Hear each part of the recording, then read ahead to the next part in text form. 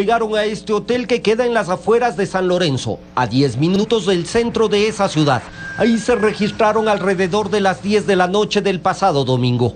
Pasaron la noche en sus habitaciones y al día siguiente, después de desayunar, alrededor de las 7 de la mañana salieron a realizar su trabajo, lo que quedó registrado por las cámaras de seguridad del hotel. Sí, en la mañana me dijeron que se quedaban, porque igual nosotras como recepcionistas el deber es preguntar si el cliente se va o se queda.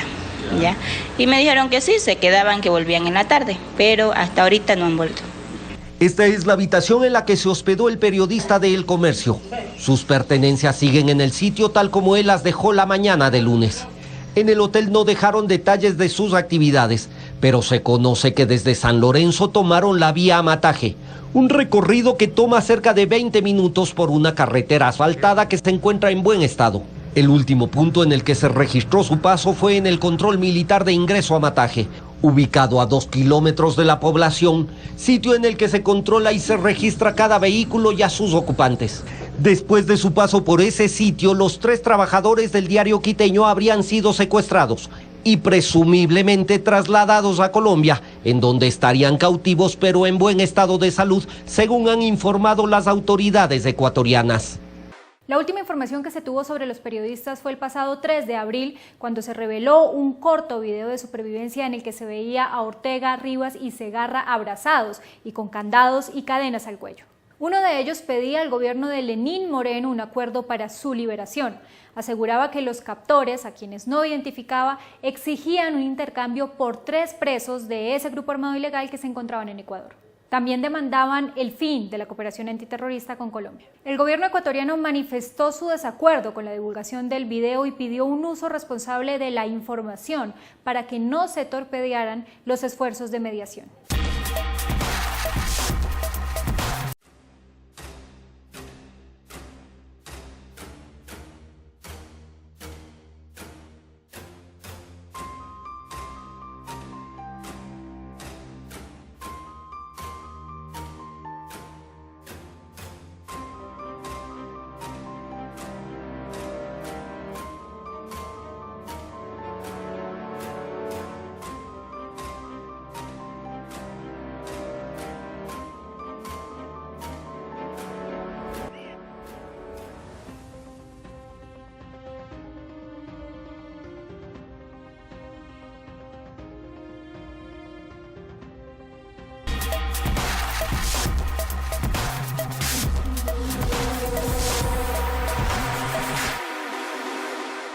Tras analizar el comunicado de la disidencia, el presidente Lenín Moreno ofreció el viernes 13 de abril una rueda de prensa en la que aseguraba que el gobierno tenía información que permitía confirmar la muerte de los secuestrados. El mandatario aseguró que era claro que a pesar de los esfuerzos realizados, los hombres de Guacho nunca tuvieron la intención de entregar a los secuestrados sanos y salvos, y que lo único que querían era ganar tiempo. El periodismo es conocimiento, exactitud, análisis y enfoque.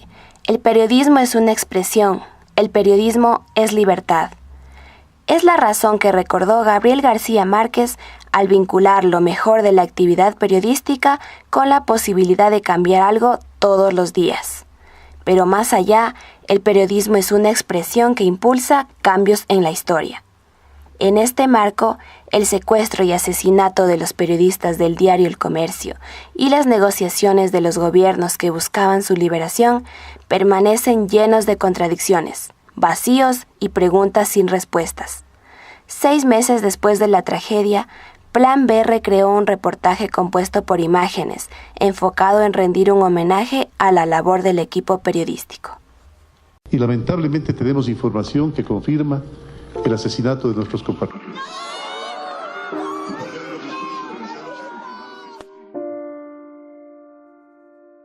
Hay muchas cosas que a nosotros nos dejaron en shock y que al principio de todo este proceso nosotros callamos, porque nos dijeron desde el inicio que si nosotros tomábamos una mala decisión eso podía repercutir en la seguridad, en la integridad de los 3.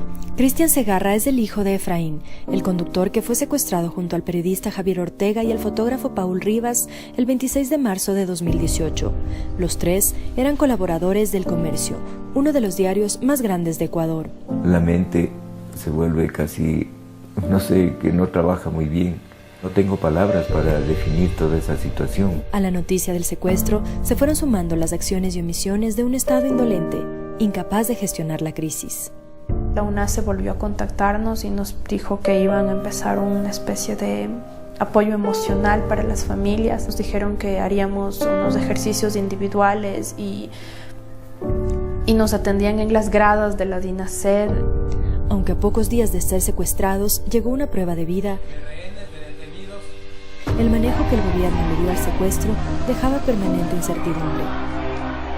Esa fue la tónica de los 19 días, entre llamadas ignoradas, información escasa o contradictoria y silencios que aumentaban la angustia.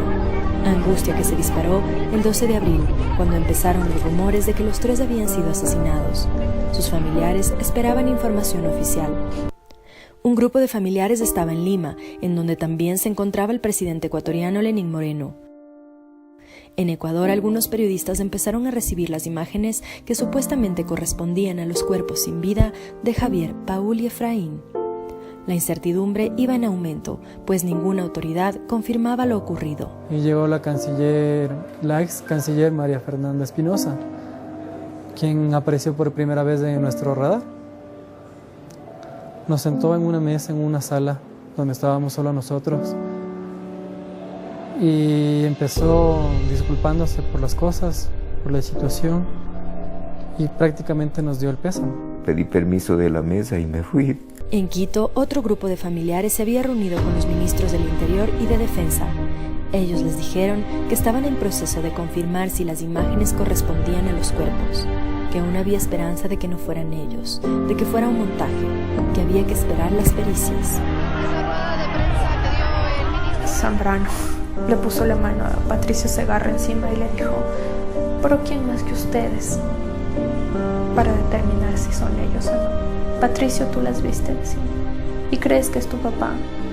Y Patricio Segarra le dijo: sí, es mi papá. Y el ministro le dijo: ¿quién más que tú para confirmar entonces?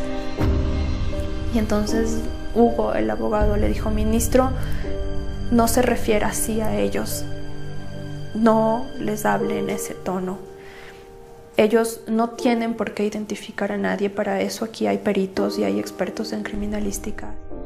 Lo que vino después fue una tensísima espera en la que las autoridades iban aumentando el porcentaje de probabilidad de que las imágenes fueran reales y que Paul, Javier y Efraín estuvieran muertos. Cuando llegamos a Quito, al aeropuerto, y salió en rueda de prensa, él dijo que tenían una confirmación del 80% que podrían ser. Después le subió al 90%, como jugando. Cuando ya la canciller había dado el pésame a Cristian Segarra, Galo Ortega y Ricardo Rivas, cuando se esperaba una respuesta oficial sobre el posible asesinato de los 3 periodistas, Lenín Moreno dio una rueda de prensa que dejó más preguntas y más sinsabor. Agotados por el esfuerzo emocional que requería mantenerse en pie ante el posible asesinato de sus seres queridos, los familiares tuvieron que ir a dormir con los mensajes contradictorios de las autoridades. No fue hasta el mediodía siguiente, cuando se cumplió el plazo que Moreno había dado, que tuvieron la confirmación pública y oficial de lo que ya sabían. Aún hay silencio, un silencio que pesa, que incomoda, que obliga a seguir en la búsqueda de respuestas. En las fotografías aparecen los objetos que Javier, Efraín y Paul llevaban cuando salieron a hacer su trabajo. Junto a estas fotos están otras de autoría de Paul Rivas, publicadas por Diario El Comercio, mismas que buscaban retratar regiones apartadas y olvidadas del Ecuador. Los familiares no han podido reconstruir la historia, porque el acceso a la información continúa siendo restringido. Contradicciones que condujeron a que 3 vidas fueran perdidas entre demasiadas manos. Para tratar de llenar los vacíos de las versiones oficiales, Plan B intentó conversar con distintas autoridades ecuatorianas. Ninguna respondió. Ningún periodista narró el ambiente de hostilidad en el que se movían durante sus coberturas en la frontera. En algunas tiendas se negaban a venderles una botella de agua. Los lancheros no querían transportarlos. Algunos escucharon que les gritaban «sapos». A otros les mandaron a decir con niños que ya no grabaran más. Estaba claro que no eran bien recibidos, pero solo tras el secuestro y asesinato del grupo de El Comercio, los periodistas empezaron a compartir estas experiencias y a dimensionar el riesgo. Poco antes de ir por última vez a la peligrosa frontera entre Ecuador y Colombia, el periodista Javier Ortega fue informado de la existencia de un canal secreto de comunicación entre la policía de Ecuador y los carteles de droga. Nunca pudo escribir sobre el tema.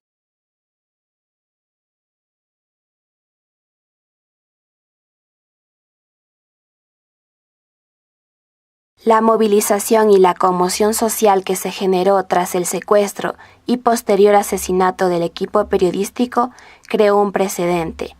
Al final se adjudicaron responsabilidad en los hechos a los gobiernos de ambos países, pero más allá fue sin duda una oportunidad para aprender lecciones y analizar lo que no fue bien hecho durante la crisis. Nos faltan 3, vociferábamos, mas el luto continúa.